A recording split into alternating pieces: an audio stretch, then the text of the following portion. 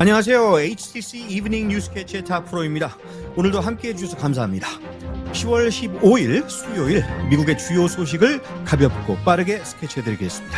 자, 먼저 오늘의 헤드라인입니다.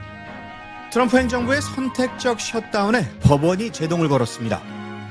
트럼프 대통령이 부유층을 대상으로 100만 달러짜리 골드카드 영주권 판매 정책을 추진하고 있습니다.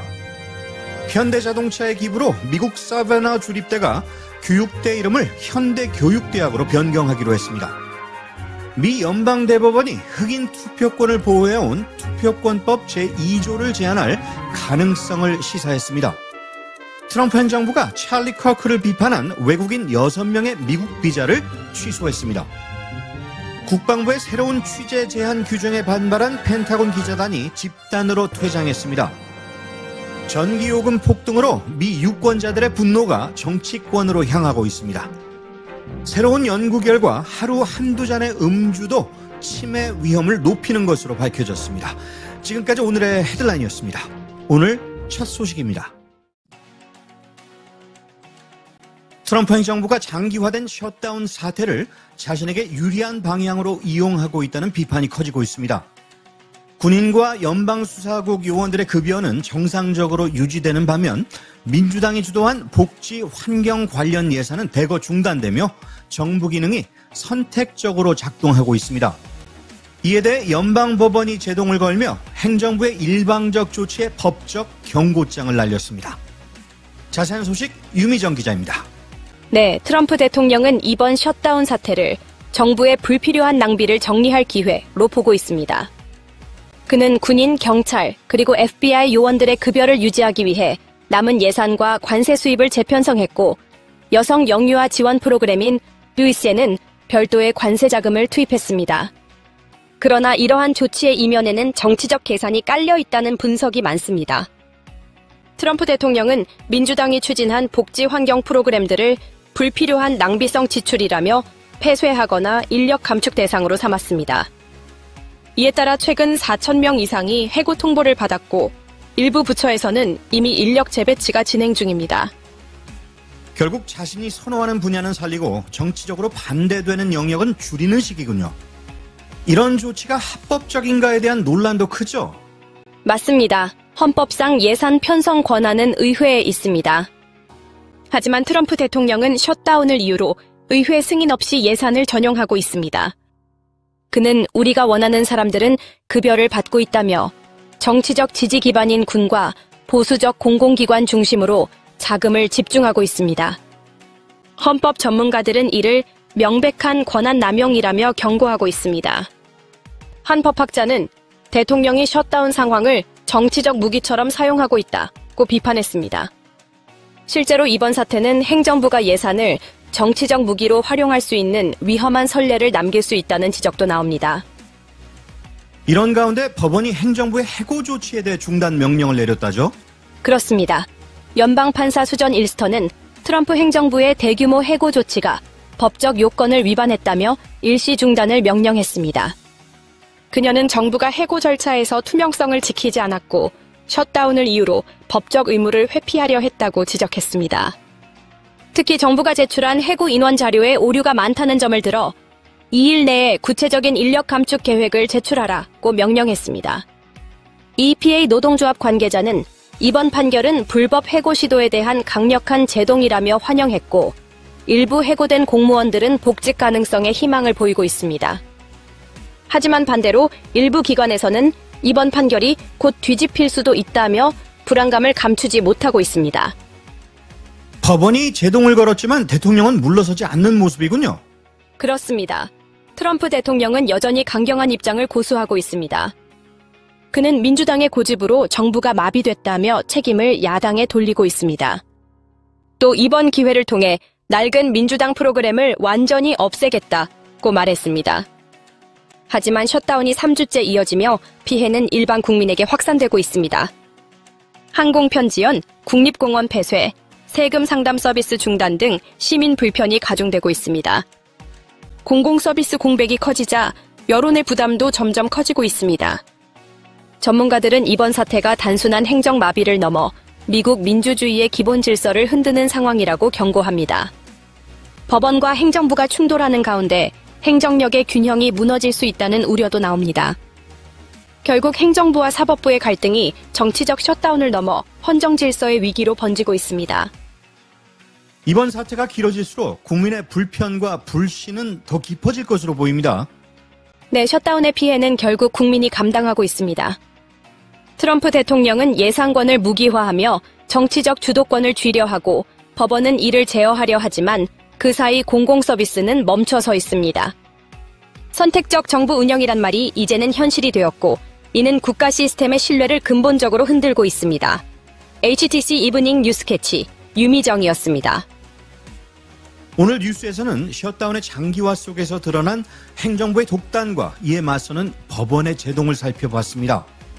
정치 싸움의 무대가 행정으로 번진 지금 국민이 체감하는 불편은 그 어느 때보다 심각합니다.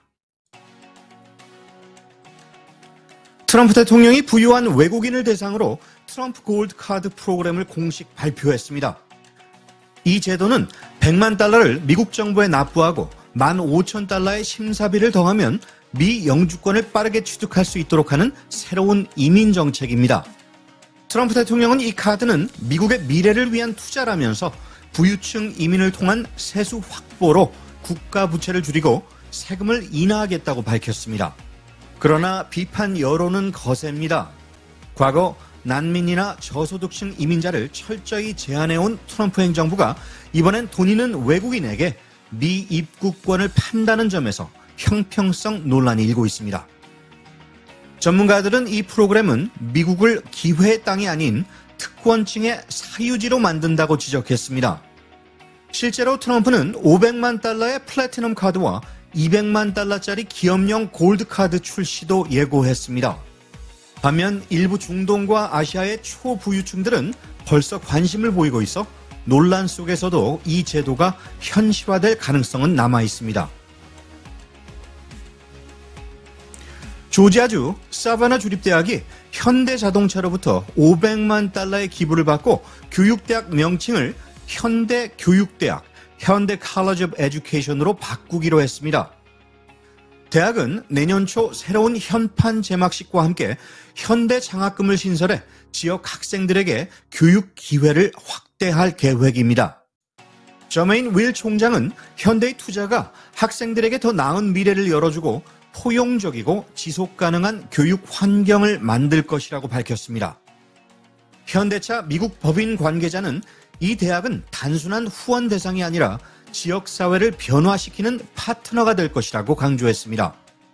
사바나 주립대는 조지아주에서 가장 오래된 흑인 주립대학으로 현대차의 전기차 공장 메타 플랜트 아메리카가 위치한 지역에 있습니다. 미 연방대법원이 흑인과 소수인종의 투표권을 보장해온 투표권법 Voting Rights Act의 핵심 조항을 축소할 가능성을 내비쳤습니다. 보수 성향 대법관 다수는 루이지애나주의 흑인 다수 선거구 재조정 과정에서 인종이 지나치게 고려됐다는 주장에 공감하는 태도를 보였습니다. 논란의 초점은 투표권법 제2조로 이는 소수인종이 자신들의 대표를 선출할 기회를 보장하기 위해 1965년에 제정된 조항입니다. 하지만 보수 대법관들은 인종 기반 구제책은 영원할 수 없다면서 제한의 필요성을 언급했습니다. 이에 대해 진보 성향 대법관들은 이 조항이 사라진다면 남부 지역의 다양성이 붕괴되고 흑인 대표가 급감할 것이라고 강하게 반박했습니다. 실제로 미 남부 지역의 흑인 의원 4명 중 1명은 이 조항 덕분에 의석을 지켜왔습니다. 만약 이번 판결에서 법의 효력이 축소된다면 향후 공화당 주도 주정부들이 선거구를 재조정하며 흑인 정치인의 입지를 크게 약화시킬 가능성이 높습니다. 트럼프 행정부가 보수운동가 찰리 커크의 사망과 관련해 비판적 발언을 한 외국인 최소 6명의 비자를 취소했습니다. 미 국무부는 성명을 통해 미국은 자국민의 죽음을 기뻐하는 외국인을 받아들일 의무가 없다면서 커크를 모욕하거나 그의 죽음을 조롱한 비자 소지자들을 추가로 확인 중이라고 밝혔습니다. 비자 취소 대상에는 아르헨티나, 브라질, 독일, 멕시코, 파라과이, 남아프리카 공화국 출신 인사들이 포함된 것으로 알려졌습니다. 남아공 출신 음악사업가 발로이 씨는 나는 폭력을 지지한 적이 없다며 표현의 자유를 이유로 비자를 박탈하는 것은 미국의 가치에 반한다고 비판했습니다. 이번 조치는 커크의 피살 이후 정부가 미국 비판을 억제하기 위한 광범위한 언론 단속을 펼치고 있다는 지적을 불러왔습니다. 특히 트럼프 대통령이 커크를 대통령 자유 메달 수상자로 추서한 같은 날 발표돼 정치적 의도가 짙다는 분석이 나오고 있습니다. 미국 국방부를 출입하던 기자들이 국방장관 피트 헥세스가 새로 제시한 취재 제한 규정을 거부하며 집단으로 퇴장했습니다. 워싱턴 포스트를 비롯한 주요 언론사 기자 30여 명은 보도 허가받지 않은 정보 취득을 금지한다는 조항에 반발해 출입증을 반납하고 펜타곤을 떠났습니다. 국방부는 기밀 보호와 안보 유지를 위한 조치라고 주장했지만 언론계는 이를 보도 행위를 범죄화하는 위험적 시도라고 강하게 반발했습니다. 펜타곤 기자협회 PPA는 이 규정은 헌법이 보장한 언론의 자유를 심각하게 침해한다고 밝혔습니다. 현장을 떠난 기자들은 오랜 세월 쌓인 자료와 장비를 정리하며 눈물을 보이기도 했습니다. 일부 장성들과 군 관계자들은 감사와 존경의 인사를 전했다고 합니다. 미국 전역에서 전기 요금이 폭등하며 유권자들의 분노가 정치로 향하고 있습니다. 뉴저지와 버지니아 등 주요 주에서 전기 요금이 지난해보다 1-20% 이상 급등했고 내년 중간 선거를 앞둔 정치권이 긴장하고 있습니다. 요금 인상 요인은 복잡합니다. 인공지능 AI 산업 확대로 인한 데이터 센터 전력 수요 급증, 전기 요금에 숨겨진 불투명한 추가 요금, 그리고 청정 에너지 전환 정책 등이 맞물려 있습니다. 유권자들은 정부가 통제해야 할 문제라며 주지사 후보들에게 책임을 묻고 있습니다.